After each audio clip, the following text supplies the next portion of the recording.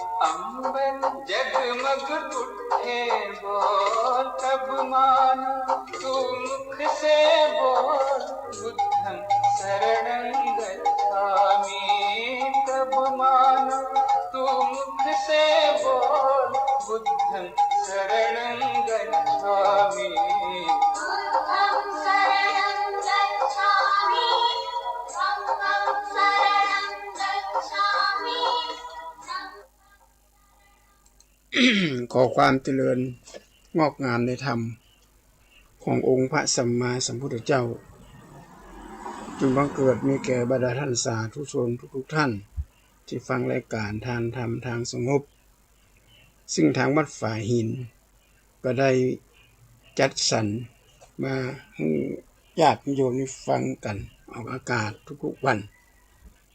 รายการทานธรรมทางสงบของอาตมาภาคภาษาไทยก็มีทุกๆวันศุกร์ของสัปดาห์เนื้อหาสาระเราก็จะเน้นเกี่ยวกับวิถีชีวิตการดำเนิน การเป็นอยู่ของคนเฮาเนื่องจากว่าธรรมะหลายๆข้อบาอาจารย์หลายคนหลายท่านเพิ่นก็เอาออกอากาศไปหนักแล้วเป็นธรรมะข้อนั้นธรรมะข้อนี้เพราะฉะนั้นธรรมะเนี่ยเป็นของสาธารณะเฮาก็สามารถที่จะประยุกต์หลักธรรมคำสอนในทางพุทธศาสนาเพื่อเข้ากับวิถีชีวิตของมนุษย์เฮาโดยทางบวกไม่ใช่ทางลบเปิดให้มองอย่างให้มองในแง่บวกจะไปมองในแง่ลบถ้ามองในแง่ลบนี่มันจะเกิดปัญหาหลายสิ่งหลายอย่างแต่เฮามองในแง่บวกมันก็เป็นผลดีทั้งคนที่มองและคนที่ถูกมองยกตัวอย่างเช่นประเพณีวัฒนธรรมต่างๆของแต่ละภาคแต่ละแห่งบ่เหมือนกันเป็นจริยธรรมแต่ละแห่งถ้าเราไปภาคกลางเราจะได้ยินพระเป็นแลเป็นเสียงเพลงเอาคนภาคเหนือนี่โรนี่พระเจ้าตัวนี้ห้องเพลงมาเปิงเนี่ยแต่ถ้าหาว่าคนในหมู่บ้านท่านในละแวกนั่นแหละถ้าตัวใดมาเทศมาถ้าบัลแลเนี่ยเจ้าบ้านก็จะหนีมาโอ้บะม่วนนะมันจืดชืดเป็นความสนุกสนานบันสีสันนี่กับพุทธศาสนาไปทางภาคอีสานเปิดกันแลเป็นภาษาอีสานใต้เปิดกันแลเป็นใต้เหนือเขาก็ห้องกราบกลอนโคงฉันสิ่งเหล่านี้นะญาติโยมสาธุชนทั้งหลายเฮาในฐานะที่เป็นชาวพุทธเฮาก็ต้องใคร่ควรดูก่อนว่ามนุษย์เนี่ยเป็นสัตว์สังคมสัตว์สังคมมันก็มีอยู่หลายระดับถึงสูงถึงต่ำหลายสิ่งหลายอย่างที่เข้ามาปนเปรกันพระพุทธเจ้าตอนที่เป็นเสด็จบรรลุธรรมะเป็นพระพุทธเจ้าเนี่ยเสด็จไปบวชแล้วก็ได้เป็นพระสัมมาสัมพุทธเจ้าพระองค์ก็ยังตระหนักอยู่ว่าเขาจะเอาอย่างไปเทศน์ชาวบ้านจะจงเป็นฟังหลักธรรมในทางพุทธศาสนามี 84,000 พระธรรมขันธ์แต่ละอย่างนี่ล้วนแล้วแต่มีความละเอียดมากพระองค์ก็เลยทอดพระเนตรหันบัวสีเหล่านึกขึ้นมาได้ละว่าคนเฮาเนี่ยมันมีหลายระดับตั้งแต่ปรมัตถะนะจนกระทั่งถึงคนบัวที่พ้นโผล่ออกจากน้ำ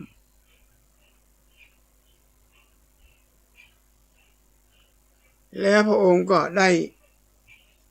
รับการนิมนต์จากท้าวสหัมบดีพรหมของเตศโปรดเวรยสัตว์ทั้งหลายอันนี้แหละญาติโยมเป็นที่มาของหลายสิ่งหลายอย่างบางตนบางองค์หาว่าประเพณีนั้นมันบาดีจะนั่นจ้านี่นะมันล้าสมัยพ่องมันงมงายพ่องจริงไม่ได้งมงายเป็นความ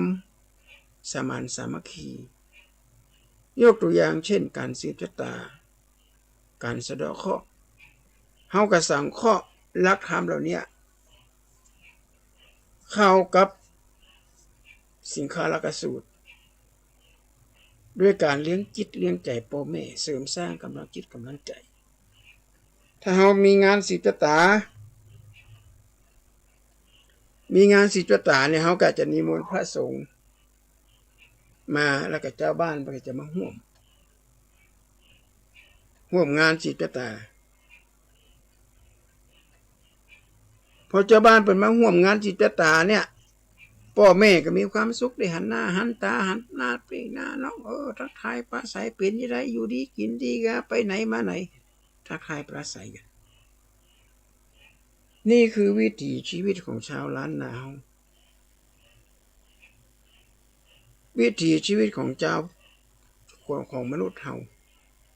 ที่เฮาจะต้องได้อู้ได้จ่าได้นั่งได้เจรจากันได้ปะสังสรรค์กัน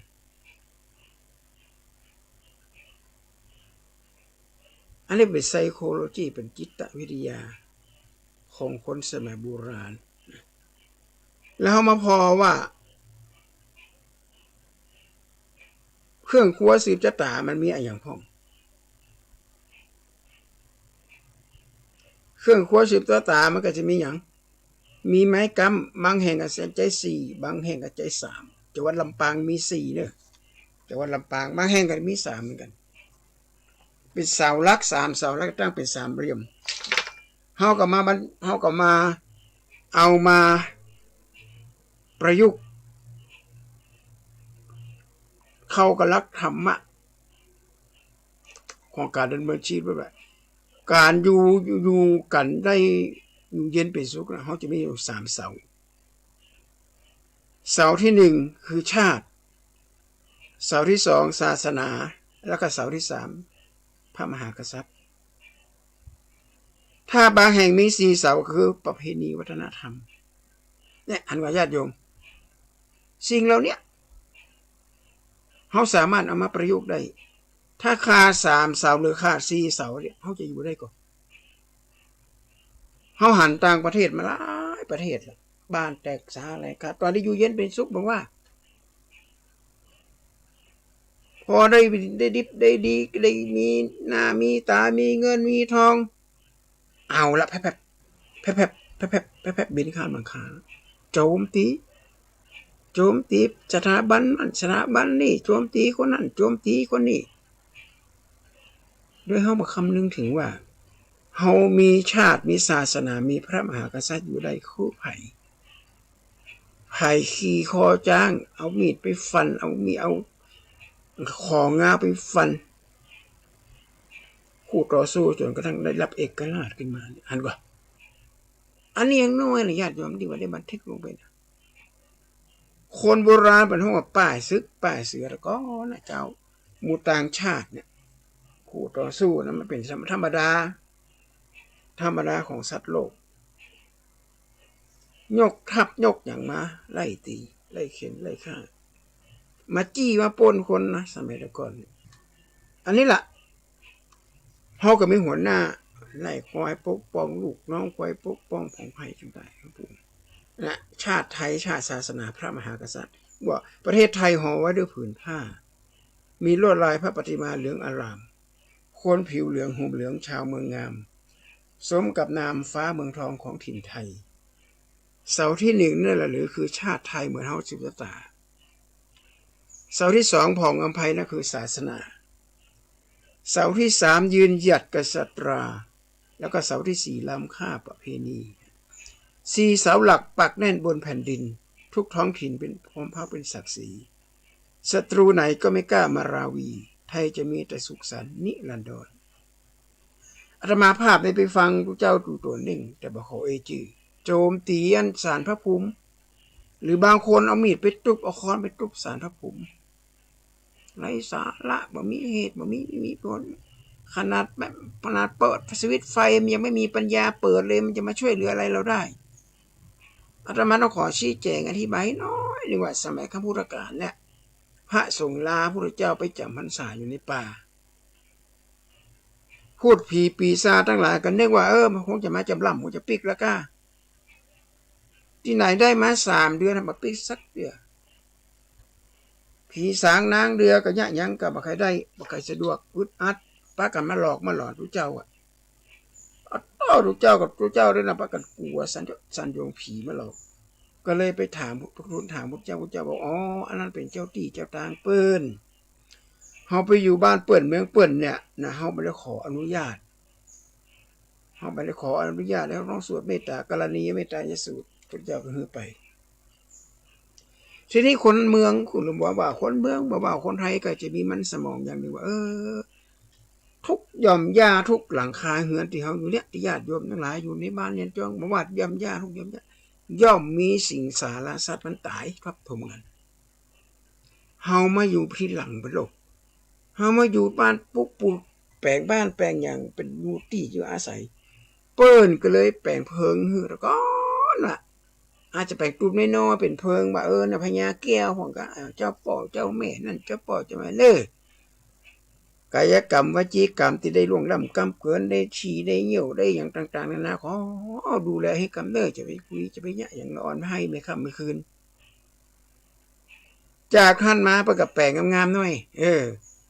มีเป็นหน้าจั่วมีอย่างต้อยมันก็แกะสลักเอาต้อยไปบดเดเสมะเอาเทรอเป็นหูปเทเอาเป็นหูปไปสารพระภูมิอย่างต่างๆนานาและบางคนเอาค้อนไปจุกไล่เพิ่น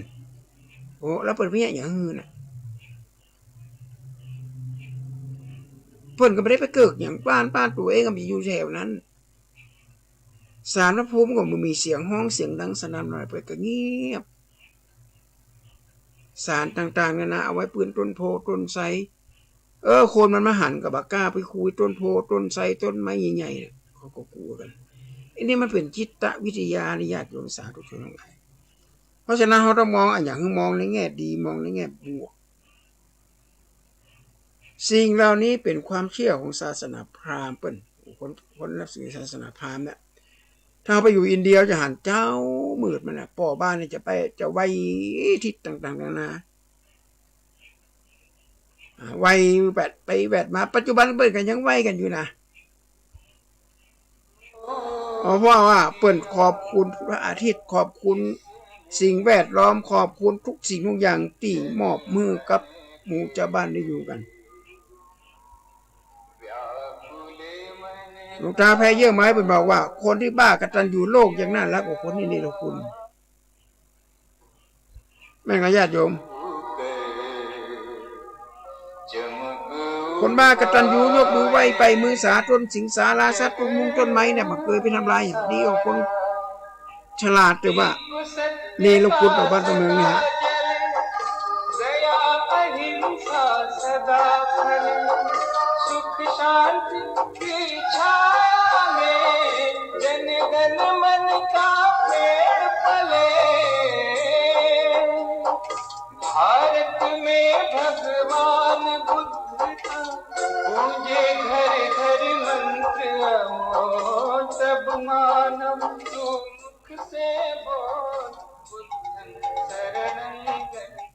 เนี่ยญาติโยมสาธุชนทั้งหลายถ้าเขามองในสิ่งเหล่านี้บางคนบางท่านนะญาติโยมเปิดแม่เจ้าเนี่ยเป็นจะหื้อละอ่อนน้อยให้ลูกของหลานน่ะทีผ่านเอาคนหนึ่งเป็นปั้นเอาไปวางแถวต้นไม้ในบ้านน่ะไปวางไว้ให้มึงอธิษฐานเนี่ยไม่ผีเต้บุตรเต้ดาละอ่อนน้อยก็ยกมือไหว้ไปมือสายยกมือไหว้งับเอาดีนะเดียวมันก็ผ่านเสียหายอย่างในบ้านถามว่ามีจริงกับผีมันมีได้อย่างไรสมัยข้าพุทธกาลมันก็ยังมีอยู่เต้บุตรเต้ดาพรีกรรมญาติโยมภูพระเปตพีการอุทิศส่วนกุศลให้กับญาติที่เสียชีวิตไปแล้วสมัยก่อนเป็นยังมีแล้วเขาเป็นไผ่เขาเกิดมาปีกก้าขาแข็งว่ากันไม่ว่าไปโจมตีเพราะนั้นศาสนาพราหมณ์เนี่ยนะฮะศาสนาพราหมณ์กับศาสนาพุทธเนี่ยไม่ได้ห่างอย่างกันนักนะพระเจ้านี่พระราชบิดาพระราชมารดาเปิ้นกันนับถือศาสนาพราหมณ์เมื่อนับถือศาสนาพราหมณ์เนี่ยเปิ้นบ่เคยเปิ้นก็บ่เคยเป็นละลานไผศาสนาพราหมณ์เนี่ยเฮาเองอะฮะไผมาเอาค้อนทุบพระพุทธรูปไผเอามือไปตบหน้าพระพุทธรูปฟ้องแจ้งความแล้วคนบ้านเฮาเนี่ยเอาค้อนไปทุบเทวรูปหูปั้นอย่างต่างๆในน้ำมหันเปิ้นเดือดร้อนที่อย่างนี้ศาสนาพราหมณ์เปิ้นถืออวิหิงสาบ่ก็ไปเบียดเบียนไผเฮาต่างหากไปเบียดเบียนเปิ้นเพราะฉะนั้นสิ่งต่างๆเหล่านี้ญาติโยมสาธุชนทั้งหลายเฮาอย่าไปมองในแง่ลบต้องแง่มองในแง่บวกมองในแง่บวกมองหันว่าเปิ้นมีความกตัญญูกตเวทิตาธรรมอย่ารู้ว่าเป็นเงาคนสมัยก่อนเนี่ยเปิดกระสวดมนต์สมเด็จพระนเรศวรเวลาจะออกศึกเป็นจะสวดบทพาหุงในญาติโยม บทพาหุงใช้มือพระองค์ใช้ชนะมาตลอดบทพาหุงของพระสมเด็จพระนเรศวรปฏิสวดขึ้นเจ้าขึ้นมาก่อนจะออกซิกออกงานประกาศสวดมนต์สวดพรกันทำไมก่อนเพราะเสียงสวดมนต์เป็นกุศโลบายของคนสมัยก่อนคือคนในมีจิตใจสำนึกมีความสงบอยู่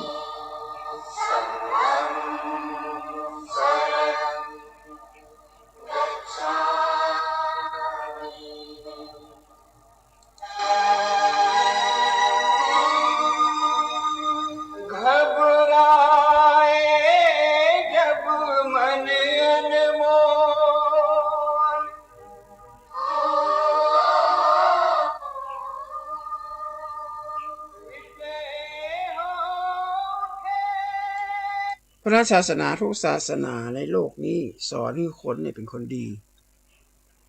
แต่ละศาสนานั้นล้วนแต่มีคอนเซปต์หรือมีปรัชญาประจำศาสนาอิสลามเนี่ยเป็นศรัทธาในพระเจ้าศาสนาคริสต์ฮักกันฮักพระเจ้าศาสนาพราหมณ์อวิหิงสาคือบ่เบียดเบียนกันและศาสนาพุทธเขาเนี่ยเป็นศาสนาเดียวในโลกคือศาสนาแห่งปัญญาแปลว่าความรู้แจ้งตรงหูเปิ่นหูเขาหูเฮาจะไปเข้าใจว่าเปิ่นคือปัญญาเนี่ยมันไม่ได้เต่ากันเกิดมาครบขนาดฝาแฝดแท้ๆยังบ่เต่ากันเลยฝาแฝดกูหนึ่งอ่ะคนหนึ่งเรียนรัฐศาสตร์คนหนึ่งเรียนแพทย์อ่ะยังไม่เรียนแพทย์ไม่ได้กันก็สอบบ่ได้อ่ะ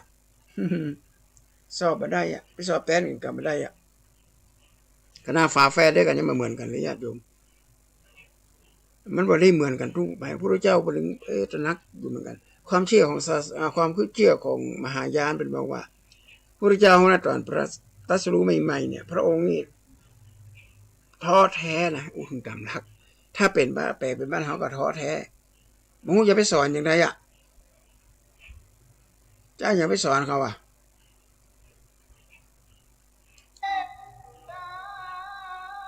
แต่พระพุทธเจ้าแต่ว่าอันนี้คือความเชื่อของความเชื่อของมหายานนะแต่มันก็เป็นความจริงแต่พระองค์ไม่ได้ท้อพระองค์ยังคือว่ายังพิจารณาอยู่ว่าจะเอาอย่างไปสอนเพิ่น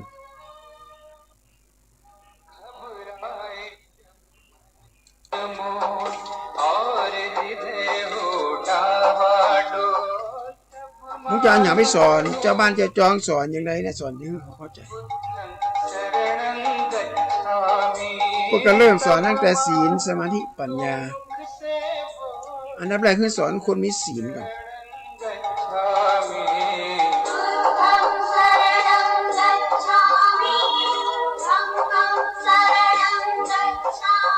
ยกตัวอย่างเช่นอย่างสิงคารกรรมนพเนี่ยพระพุทธเจ้าไปบิณฑบาตไปเจเขาใส่ยกมือไหว้แวดไปแวดมาพระพุทธเจ้าตรัสถามไหว้หยังไหว้พี่ตายป่อมันสร้างไว้ไปป่ะแล้วป่อตายแม่ตายไปเนี่ยคือไหว้หาป่อหาแม่เด้อไหว้แวดไปแวดมาท่านมาไหว้ของกะพระเจ้าว่าเราก็ไหว้เหมือนกันแต่ทิศเราไม่เหมือนท่านทิศหกญาติโยมทิศเบื้องหน้าทิศเบื้องหลังทิศเบื้องซ้ายทิศเบื้องบนทิศเบื้องต่างๆนานาอะไรเงี้ยเขาบอกได้ไหวนะแต่เขาปฏิบัติต่อพ่อแม่อย่างไรหนึ่งตอนเลี้ยงมาเขาก็เลี้ยงกันตอบยามเด็กเราต้องการพ่อเราต้องการแม่เพราะถ้าพ่อแก่พ่อแม่ก็ต้องการเราจะไว้พงาบมาปล่อยให้เป็นตายไม่ใช่การเลี้ยงดูพ่อเลี้ยงดูแม่นี่ถูกต้องตามหลักกฎหมายแพ่งและพาณิชย์กฎหมายอาญาก็แม่นเหมือนกันใครละเลยตัวหน้าที่เพราะเราก็มีความผิดกฎหมายหันก็ว่าการดูแลพ่อดูแลแม่นี่เป็นรักษาคนเพียงแต่ละรูปแบบในการเลี้ยงดูบ่เหมือนกันแต่ก็แล้วพ่อแม่เนี่ยจะอยู่กับลูกจนว่าตายจนวินาทีสุดท้ายอ่ะไม่อาการยังไงไม่ง่ายมีเงินมาเราไม่เห็นมันติดกุยอูกันพ่อแม่แต่ก่อนเป็นจะเอียเพราะอยากจะให้ลูกไปที่ไหนไกลเป็นห่วงลูกพอมาถึงยุคนี้โครงสร้างสังคมมันก็เปลี่ยนไป จากที่ลูกเคยอยู่กับพ่อกับแม่ก็ต้องออกนอกบ้านไปเสาะว่างหากินนอกบ้านอย่างเดียวพอไปต่างจังหวัดไปต่างจังหวัดนี่เรียกว่าโน่นไปต่างประเทศไปอยู่อเมริกาพ่องไปอยู่ยุโรปไปอยู่ไต้หวันไปอยู่ต่างๆนานาแล้วก็ส่งสตางค์ให้พ่อให้แม่ได้ใจได้สวยอันนี้มันเป็นความจำเป็นแต่แท้ญาติโยมบางทีอาตมานั่งอู้กับคนเฒ่าคนแก่พ่ออุ้ยแม่อุ้ยที่เป็นลูกไปเรียนหนังสือต่างไปทำงานต่างประเทศมันก็เป็นสองใจสองคอพ่อแม่บางคนก็ยอมรับโอ้ถ้ามันบอกไปอย่างเงี้ยอย่างไรท่านอย่ามากินถูกต้องของโยมมันก็ต้องกินก็ต้องจ่ายมันก็ต้องใช้มันก็ต้องบริโภคแต่มันก็ต้องทำใจนะของประเภทนี้บางทีปีหนึ่งเดือนหนึ่งก็ได้หันหน้าพ่อและแม่เห็นเดือนเดียวแล้วก็นอกจากส่งสตางค์มาพ่อแม่เจ็บปีนี้มันก็ส่งก็ไปโรงพยาบาลอย่างดีเกรด A อยู่ห้องลูกอย่างดีแต่ถ้าตรงกันข้ามถ้าลูกบอกไปล่ะจะแย่อย่างไรจะมานั่งรอกินกับพ่อกับแม่ในของบ่ไหวเพราะฉะนั้นเราจะสังเกตว่าคนละอ่อนทั้งภาคอีสานจะมาอยู่ต่างจังหวัดนักคนอีสานในละอ่อนนี่ก็ค่อนข้างเข้มแข็งในละอ่อนน้อยนะไม่สูงเยี่ยมเทียมเท่ากับเขาอื่นจะไม่คืนสู่เย้าให้เขาหยันละอ่อนน้อยอาตมาภาพมีเปื่อนอยู่คนหนึ่งเนี่ยเป็นเนนน้อยสมัยอาตมาอายุ18 17 18เนนน้อยคนนี้ก็ลุกออกจากบ้านมาคือแกเป็นคนมันนอกคอกนะกับปล่อยไก่นั่นน่ะบางทีก็น้ำบ่อมีใสเขาก็กระใสกับก็กิน1 วันไปแหวน้ำบ่ออยู่ใสน้ำบ่อมันอยู่ไหนเบื่อย้อนน้ำบ่ออยู่ใสแกบ่ยอมปิกบ้าน3 ปีโยมนี่ต้องมีเรียนหนังสืออาตมาโหไอ้เฮามันเลยไปมันได้ปิกบ้าน6 เดือนมาได้ใจสั่นบ้านหายก่อนมัน6 เดือนมันปิดเทอมเตือน5 เดือนนี่แหละปีมันมี2 เทอมก็ต้องหาบ้านขนาดรับใครปิกใครตอนวันปิกบ้านนี่ค่ะรับไปนอนนะคือต้องหาใครหันหน้าพ่อหน้าแม่ใครหันหน้าปีเนี่ยแต่รอน้อยคนนี้บอกเกินเลย3 ปีมาเคยปิกบ้านสงสัยประเด็นนี้คงจะจบปรริญญาทำ9 ประโยคคงจะจบด็อกเตอร์ถึงจะปิกไปอยู่บ้านปิกทำงานบ้านอันนี้แหละญาติโยมในทิศ6เนี่ยก็คือการเลี้ยงกายพ่อแม่เลี้ยงทั้งกายเลี้ยงทั้งใจแต่บัดนี้มันดีอยู่อย่างหนึ่งยุคนี้สมัยนี้มันเป็นยุคของยุคโซเชียลแปลงนะอาตมาฮู้จักกับโยมคนหนึ่งเป็นคนเอาเท่าอยู่80 ปลายลูกแปลงทำเป็นจอใหญ่เลยเป็นจอหนังเลยแล้วเอาคอมพิวเตอร์เสียบเข้าไปนะญาติโยมเวลาเนี่ยนะส่งไลน์หาลูกนั่งกับลูกอยู่หน้าจอหันกันถึงวะเขากินข้าวกินน้ำเสร็จก็มานั่งกับลูกก็มีเวลาได้อยู่กับพ่อสาระสุขทิพย์ลูกเงินเดือน300,000 400,000อยู่ต่างประเทศส่งเงินมาให้พ่อเดือนละ70,000 80,000บางเดือนละ100,000บางถ้าพ่อต้องการพ่อก็เอาเงินจำนวนนี้ไปแบ่งน้องๆนุ่งๆก็บอกข้าได้ให้ไปขอที่อีพ่อเนอะเป็นจิตวิทยาอย่างหนึ่งพ่อก็เท่าลำหูจะไปยังแจคือลูกหลานก็ฮักพ่อวิว่าพ่ออย่างให้ดีๆเนอะอันนี้แหละญาติโยมท่านสาธุชนทั้งหลายการที่เฮาหันเปิ้นกาเปิ้นไว้อย่างต่างๆนานาเนี่ยมันเป็นกุศโลบายยกตัวอย่างเช่นเฮาไปโรงเรียนเฮาต้องยกมือไหว้ครูเคารพต่อครูเคารพธงชาติถ้าไผคนใดคนหนึ่งมีพฤติกรรมที่ก้าวร้าวบาหันความสำคัญการยกมือไหว้บาหันความสำคัญของการเคารพนอบน้อมอาตมาว่าเมืองไทยอยู่บ่ได้ละสมัยตะก่อนนี่เฮาจะสวดมนต์แม่แรงนะมาค่ำแม่แรงก่อนมันวันศุกร์เนี่ยวันสุดท้ายสัปดาห์เนี่ยจะมีการสวดมนต์หมู่อิติปิโสภะคะวะอะระหังสัมมาเนี่ยครูใหญ่จะนำสวดพาหุงสหัสก็จะสวดกันเอาหนังสือมาแปลต อนเจ้าก็ไหว้พระสวดมนต์แล้วก็จะมีการท่องบทอักขยานก่อนนี่จะออกจากจะกล่าวทิ้งภายแก้วเวียไว้เมื่อบิดาบรรลัยแม่พานี้ไปอาศัยอยู่ในกาญจนบุรีกับนางทองประสีผู้มารดาในแต่ก่อนอาตมาน้อยเป็นน้อยในท่องน่าจะมีคนหัวหมอมาเปลี่ยนแปลงหลักสูตรวิชาศีลธรรมลบออกจากโรงเรียนไปปลดออกจากหลักสูตรไปแล้วบัดเดี๋ยวนี้เราพอละอ่อนสมัยนี้ก็อ่อนก่อนมันต่างกันนะละอ่อนสมัยโบราณแค่อาจจะเอามือจับแขนกันเนี่ยสะดุ้งกลัวขนาดนั้นสันยงเนี่ยมันมีเลยไปไหนตัวเปื้อนตัวฝูงเนี่ยมันยิงก็อยู่ส่วนของมันยิงผู้ชายก็อยู่ส่วนของผู้ชายว่ามีภัยที่จะมาละแล้วล่วงล้ำกำเกินกันคืออู้ง่ายๆว่ามีอารมณ์ละเพราะว่ารักธรรมในทางพุทธศาสนาศีลธรรมจริยธรรมเนี่ยฝังอยู่ในจิตอยู่ในใจของบุคคลของเราใครเอามือแค่เอามือไปลูบหลังเนี่ยโดนปั๊บในญาติโยมเป็นหมื่นเป็นแสนเนี่ยเขายับปั๊บโดนปั๊บโดนไหมใครจะมานุ่งสั้นห่มสั้นบอกแบมนี่โอ้มาได้ไม่ได้เด็ดขาดคนสมัยกันทั่วโลกานารีมีแบบอย่างปราดยังอ้างเทิดศัพท์นางอับสรทุกภาษาเชื้อชาติมีอาภรณ์อารมณ์กรงดงามติดตามตนปีดเรียนร่างของเนื้อนวลไม่ยวนยั่วไม่ก่อตัวราคะอกุศลเป็นแบบอย่างสตรีนฤมลประชุมชนอย่างเทิดค่ายอดนารีผู้จงใจแต่งตัวยั่วกิเลสนั้นคือเปรตในก้างร่างดิถีเพราะใหญ่ใจก้อนเนื้อเหยื่อโลกีเป็นกาลีล่อลวงบวงโลด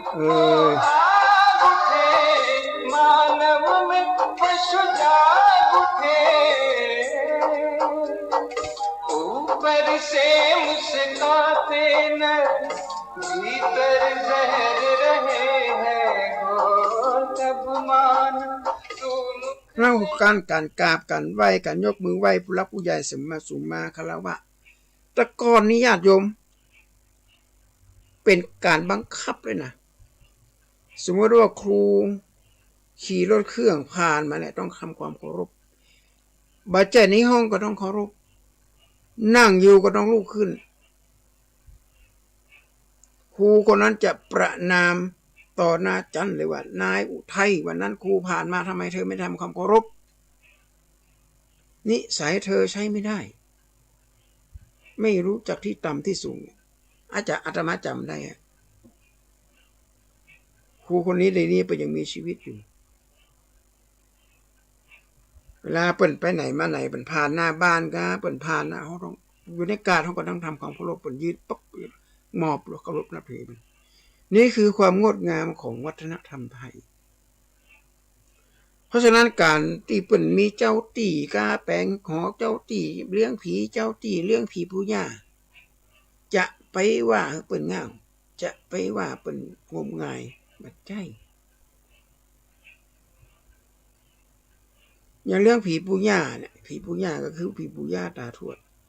สมัยก่อนเปิ่นเลี้ยงกันแล้วได้อะไรอย่างความสมานสามัคคีเปิ้นจะหารกันเลยว่าบ้านหลังเนี้ยเอาเครื่องปรุงไปเนอะเครื่องเทศเนอะบ้านหลังนี้เอาหลัวไปเนอะบ้านหลังนี้ก็เอาไก่ไปนะนี่ไก่4 ตัวละเดี๋ยวนี้ได้4 ตัว5 ตัวละนักลำไปกินมาเสี่ยงอย่างเงี้ยเอาไก่ไปเลี้ยงบนผีปู่ย่าแล้วก็นั่งโอ้กันโอ้ไข่หัวกันละอ่อนหมูเฮาละอ่อนน้อยกินหัวโอ้ไก่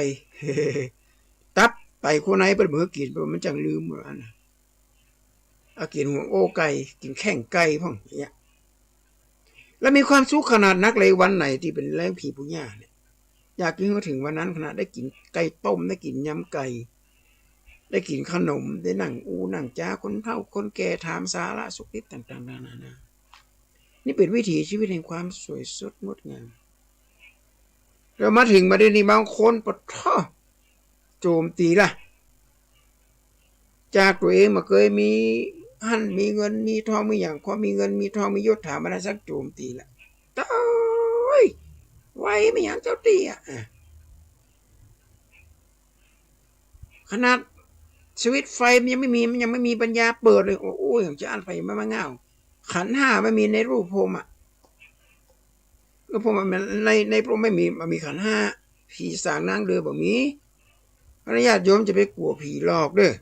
มันเจ็บปะยิงอย่างซ้อๆแซ่ๆกันล่นไอ้จะตายก็เพราะล่นนั่นแหละมันรีบๆไปเพลิดเพลินเอาไฟฉายเขาส่องล้มเป็นอย่างกันแน่อาจจะเป็นงูเงี้ยวเกี่ยวก่อนก็อาจจะเป็นสิ่งสารสัตว์ก็ได้สิ่งเขาบอกฮู้จะไปคิดว่าเป็นผีมันบ่มีหรอกมีเหมือนกันนะแต่ว่ามันก็แบบมีข้างนอกมาบีบคอพวกมาเนี่ยมาแลบลิ้นปิ้นตานี่มีแลบลิ้นปิ้นตามาแสดงอย่างออกมาต่างๆนานานี่มีเทวดาแต่ก่อนน่ะสมัยครั้งพุทธกาลพระศาสนาพราหมณ์เนี่ยนะเปิ้นเป็นศาสนาที่ค่อนข้างจะยินยอมนะถ้าว่าตามหลักแต่พระเจ้าอย่าเอาพระอินทร์มาล้างขี้ล้างเยี่ยวนะอูสนุสมาเลยถ้าอูหะไปมาล้างมูดล้างโขดพระอินทร์มาล้างมาเที่ยวมาเจ็ดคนที่นับถือศาสนาพราหมณ์เปิ้นบ่เคยโคตรเคยเกลียดเลยบ้านเฮาบัดเดือนเนี่ยไผเอาพระพุทธรูปไปวางบัดนี้บัดนั้นก็โจมตีไปลงข่าวไปเงียบไปอย่างพ้องถ้าอยากจะฮู้ว่าพระพุทธรูปขอไว้จะใดก็ไปพอจะติปุ่นกะที่หน้าวัดมหาธาตุก็ฮ้ออย่างปากน้ำอะไรตลาดเนี่ยนะขายตลาดขายผ้านะญาติโยมเอาเก้าอี้วางไว้กับเสียรพระพุทธรูปอยู่ปืนเก้าอี้นะถ้าเกิดฝรั่งมันไปถ่ายหูขึ้นมาอะไรอย่างไรเนี่ย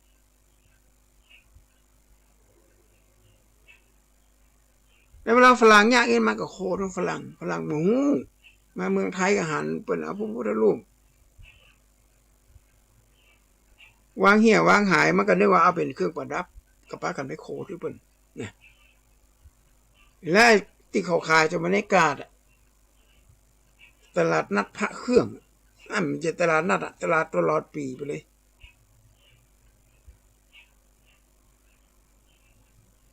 ไปหาแล้วตกใจก็บอกฮู้จะว่าอย่างไรว่าเหี้ยเป็นแหละมากับหมูปื้นเลยนะถ้าเปิดไปถ่ายหูขึ้นมาเนี่ยก็จะยุ่งเหมือนกันเฮาอยากให้เปิดได้หันเป็นตัวอย่างลูกเพราะนั้นมีคำหนึ่งที่ใจกันพิษมาตลอดคือแปลความหมายมาถูกต้องยกตัวอย่างเช่นพุทธพาณิชย์ทำลายบ้านทำลายเมืองทำลายศาสนาบ่ะพุทธพาณิชย์นี่เป็นคำสมมาตรญาติโยมเขาแยกออกมานะพุทธะแปลว่าผู้รู้ผู้ตื่นผู้เบิกบานพาณิชย์ถ้าเป็นคำนามก็เป็นพ่อค้าแม่ค้าพาณิชย์ถ้าเป็นกรรมกริยาคือลักษณะการซื้อการขายสองอย่างมารวมกันเข้าขายแบบผู้รู้ผู้ตื่นผู้เบิกบานผู้รู้หมายถึงว่าหูสินค้าที่เอามาขายมันเป็นอันตรายต่อสุขภาพก็เป็นอันตรายต่อสิ่งแวดล้อมก็ผิดกฎหมายก็ผิดศีลธรรมก็ตายไปได้ไปตกลงมาในหกอย่างประเด็นนี้ยาบ้ายามา ยาอียาปูจะปะขายออนไลน์จุขายสั่งซื้อแถมยางก็ได้มาแถมยางหนึ่งอันนี้เขาเรียกมาได้กล่าวไปพุทธพาณิชย์ถ้าพูดขายพุทธพาณิชย์โอ้โหไปแค่ขายแล้วคนสมัยก่อนนี่เป็นมีความละอายแก่ใจเปิดมือเล็ดขาดแต่เราไปตีความว่าพุทธพาณิชย์เป็นการทำลายนี่ไม่ใช่ขายแบบผู้รู้สินค้าก่อนที่จะเอามาขายต้องเรียนรู้ก่อนจะโฆษณาจะก็อาตมาภาพก็เคยหลงกลอยู่เหมือนกันไอ้อย่างก็น่ะไอ้น้ำยาคัดสีรถเวลาเอาค้อนตุ๊บต่ำหันมันยากนะก็รถอาตมาภาพเนี่ยเป็นรถเก่าแล้วก็อะไรหันมันเป็นห้อยก็เลยไปซื้อมาถูอะไรก็ตั้งบัดติดมาจากเงี้ยแล้วเลยโทรศัพท์ไปถามมาล่ามันเป็นอย่างนี้เนาะรัฐสีอย่างนี้นี่มันไม่ได้ครับมันฝังแน่นก็อันนั้นมันก็เหมือนเนื้อกันนะความมุ้ยเขาตุ๊บ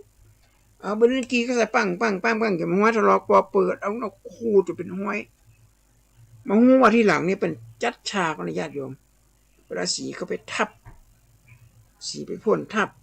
สีแล้วก็ถ้าเป็นสีขาวคู่เข้าไปจะเป็นสีขาวแล้วอันนี้ก็ทาเข้าไปเขาเรียกภาพตัดต่ออันเนี้ยนะฮะไปจุขายกันขายแบบผู้รู้สองขายแบบผู้ตื่น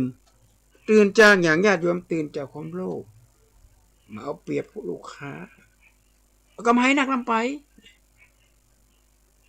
ขายแบบความโกรธขายอาวุธประเด็นยูเครนกับรัสเซียห้ามหันกันใครรวยที่สุดญาติโยมประเทศอเมริกาขายอาวุธประเทศที่ผลิตอาวุธนี่รวยเอายิงขายติ๊กจุกพิษหัวกันมันถูกต้องก่อนตามหลักพุทธศาสนาเขาส่งเสริมการฆ่ากันไม่ผิดก่อนศาสนาเดียวในโลกนี้บะเคยมีการห้ำหันกันแม้ว่าจะมีการแตกแยกนิกายมหายานเถรวาทแต่ก็บ่เคยมีเรื่องราวระเบาะแว้งกันเถรวาทกับมหายานกับไปมหาถึงวันเราสวดมนต์กันแบบมหายานพิธีกันดังๆนะเถรวาทจริงๆนะพลตรีหลวงวิจิตรวาทการเป็นบอกว่าพุทธศาสนาถ้าไม่มีมหายานป่านนี้คงจะไม่มีแล้วพุทธศาสนาหายจากโลกนี้ไปแล้วเพราะว่ามหายานนี้ประกอบพิธีกรรมต่างๆเหมือนกับเทวนิยมแต่ในขณะเดียวกันพุทธศาสนาถ้าไม่มีเถรวาทพุทธศาสนาคงไม่มีอยู่แล้วหลักธรรมคำสอนจะเพี้ยนไปแล้วนั่นทั้งสองอย่างนี้ต้องร่วมด้วยช่วยกันขายแบบไม่โลภไม่โกรธผู้รู้ผู้ตื่นจากความโลภตื่นจากความโกรธตื่นจากความหลงทุกขายมันขนาดว่ามีเอามาตั้งไว้หูมอมราชวงศ์นัดศรีเอาหูของแบ็คแฮมเอาหูของนักดาราดังๆเนี่ยกีฬานักร้องดังๆเอามาตั้งแบบโชว์ไว้ร้านอาหารทุกท่านยินดีต้อนรับนะโอ้อารมณ์ไปจอดใกล้ๆว่าโอ้คนดังนั่นมากินไม่พอใกล้ๆว่าภาพที่ปรากฏนี้เราจะเชิญเข้ามาทานอาหารแล้วเราให้ได้ในชาตินี้โอ้อย่างไรนี่ไหนรถกับมาจอดไปแวะไปกินเนี่ยเห็นป่ะอันนี้แหละไม่รู้กันหลงก็นึกว่านักร้องนักแสดงอย่างต่างๆกันนะไปกินผู้รู้ผู้ตื่นจากความโลภผู้เบิกบานขายไปผู้เบิกบานสมมุติญาติโยมไม่ขอไปสั่งซื้อสินค้าสั่งซื้ออย่างมันเนี่ยมันตรงตามสเปคอดทนใจงานได้ดีบ่มีตุกติ๊กญาติโยมจะดีใจก็เขาก็เบิกบานคนขายก็เบิกบานคนซื้อก็เบิกบานมันต้องไปโคตรไปเกลียดเหมือนกันแต่ในขณะเดียวกันซื้อของแล้วบรรทุกต้องตามสเปคบรรทุกต้องตามที่เขาต้องการเอาล่ะไม่ได้เบิกบานแล้วเนี่ยโคตรเกลียดเลยเนี่ยอันนี้แหละญาติโยมเพราะฉะนั้นเขาการพุทธพาณิชย์เนี่ยมีอย่างนี้คือสร้างสรรค์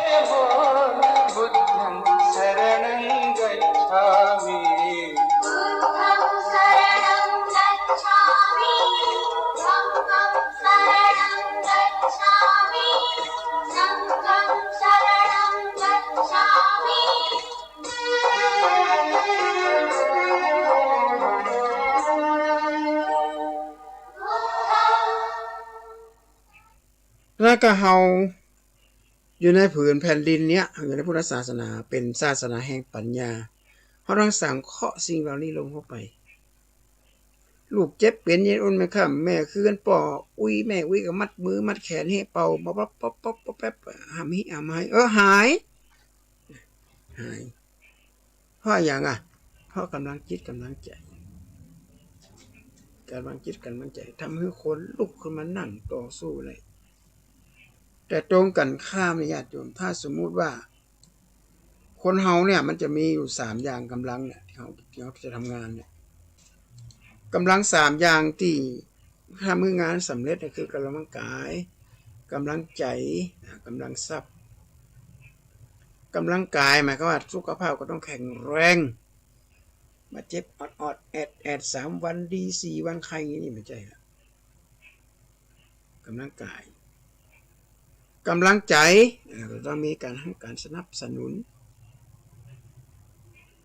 จากผู้หลักผู้ใหญ่ผู้ใต้บังคับบัญชาจากรัฐบาลจากคนใกล้เคียงเขาก็มีความสุขแล้วทำงานได้สะดวกกำลังทรัพย์ก็สำคัญจะต้องมีทุนมีอะไรอย่างต่างๆนานาแต่ถ้าขาดกำลังอย่างใดอย่างหนึ่งไปได้งานนี่ปล่อยเลยร่างกายแข็งแรงทำงานมีเงินมีทองแต่ไผ่บัสนับสนุนบืนปากเขาใส่ติของติชินนินทาไปตรงมีอะไรมันขี้กันใหญ่3 อย่างนี้ที่จะทำให้คนเราทำงานอย่างมีประสิทธิภาพทำงานแบบไม่ท้อถอยอันนี้คือสำคัญมากนะญาติโยม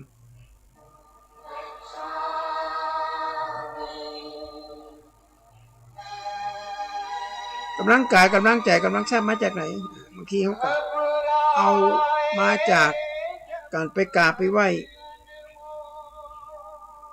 แต่ก่อนเวลาไปจะออกซึกไปจะยังไม่ตีกองแล้วย่ำคล้องพระสุรสีอาคีพินาศแล้วก็พิฆาตราวีย่ำคล้องพระสุริยสีนี่คือการตีกองตามจังหวะ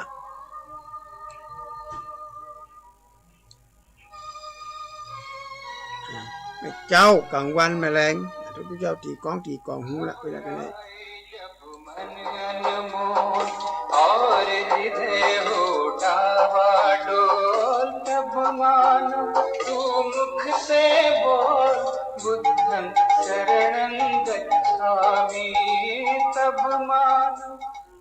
หรือย่ำของพระสุริยสีอัคคีพินาศหมายความว่าเวลาเกิดป่าซึกป่าเสือคนมาจีมาปนเกิดไฟไหม้กาเกิดเหตุภัยอย่างนั้นก็จะตีกองเป็นคล้ายๆกับเป็นสัญญาณเตือนภัยของคนสมัยตะก่อนอัคคีพินาศอันนี้รัวแล้วเนี่ยกองตุ่มต่ำคนก็จงจะดุงติงมาไม่ยังเกิดยังขึ้นเตรียมอาวุธเตรียมเอาไว้แล้วก็พิฆาตราวีก็คือว่าตีกองตีเป็นจังหวะยกตัวอย่างเช่นกองสะบัดชัยกองสะบัดชัยเป็นอาตีนำหน้ากองทัพแต่ในยุคปัจจุบันนี่เขาเรื่องการจี้การปล้นการไปอย่างเขามีละกองสะบัดชัยเพื่อนกันเลยฮะอนุรักษ์เอาไว้มีการแข่งขันกันพวกหูว่าบ้านเมืองแต่ก่อนกว่าจะมาเป็นบ้านเป็นเมืองได้เนี่ยเขา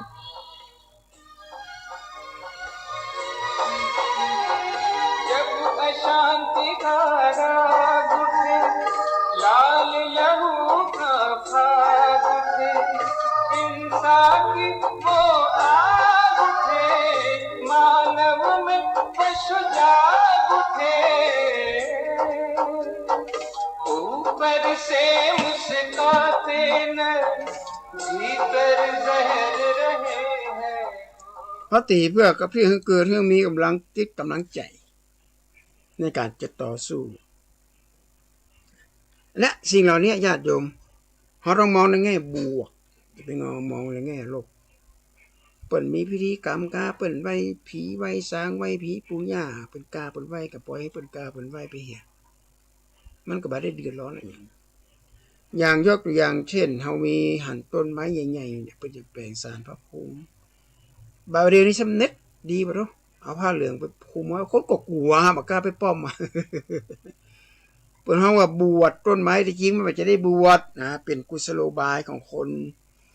ผู้นำชุมชนเนี่ยเปิ่นบ่อยากให้ไผไปทำลายต้นไม้กะของเก่าของแก่ของฮักของห่วงต้นไม้แต่ละต้นกว่ามันจะใหญ่มาได้มันจะง่ายๆมันต้องใช้เวลาหลายปีหลายเป็น100 ปีอย่างต้นยางต้นอย่างความจะใหญ่มาได้เอาไปป้อมก็ไม่ได้สมัยเครื่องไม้เครื่องมือตันสมัยแค่สตาร์ทเครื่องเอาเจี้ยมก็ไปไม่มีเหลือละไม่ภาพละอันนี้นะญาติโยมพุทธศาสนาเป็นศาสนาแห่งปัญญาเป็นศาสนาที่บะเบียดเบียนไผ่อารมณ์มันเลยเข้ากับได้ทุกศาสนาโดยเฉพาะศาสนาพราหมณ์แต่ก่อน แต่พระเจ้าเขานี่เป็นจบ18ปริญญา18สาขา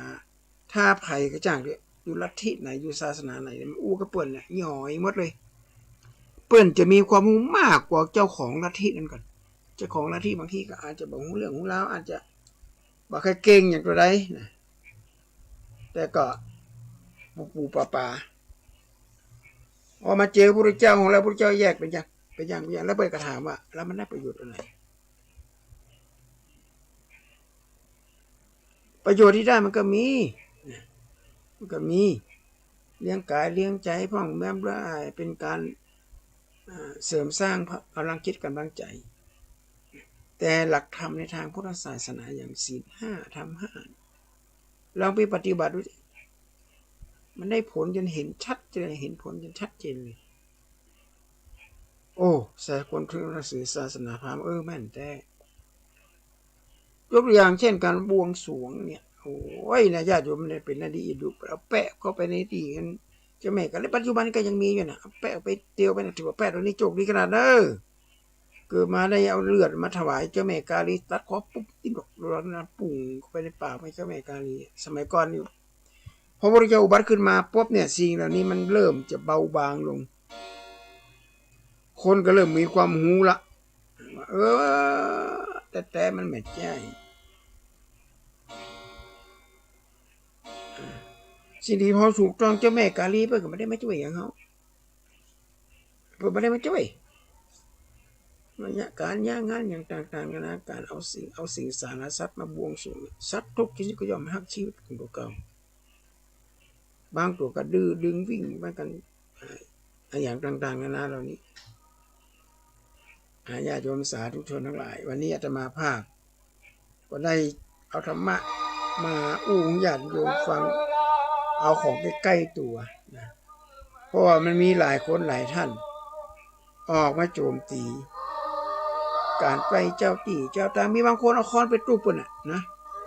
เป็นไผ่อาตมาจะบอกจื่อละได้ขี้ค้านเป็นป้าเป็นเสียงแล้วใครถามว่าเปิ้นไม่อยากอย่างเฮือตัว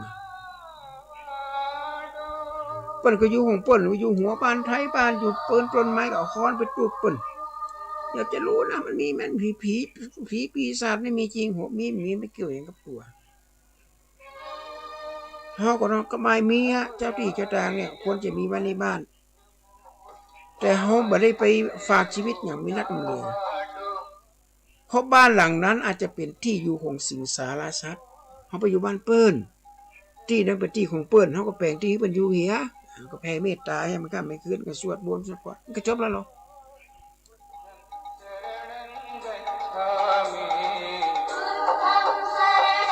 เอาละวันนี้อาตมาภาพก็ขอจากดูไปก่อนได้วันศุกร์วันที่34ก็จะได้มาพบปะกันใหม่ถ้าหากว่าวันนี้การถ่ายทอดสดशांति का राग उठे लाल लहू का भाग उठे इंसान की वो आग उठे मानव में पशु जाग उठे ऊपर से मुस्कुराते न भीतर जहर रहे हैं घोर तब मान तू मुख से बोल बुद्धं शरणं गच्छामि तब मान तू मुख से बोल बुद्धं